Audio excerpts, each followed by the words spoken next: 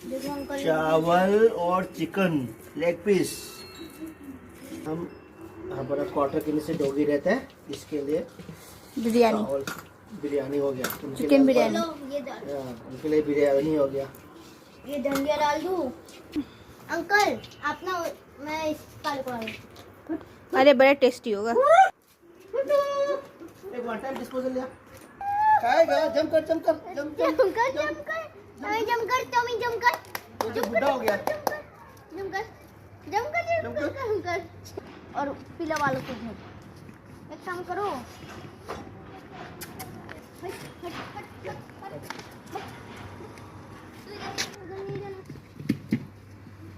Uncle दोनों को अलग रख लो। हाँ खा ले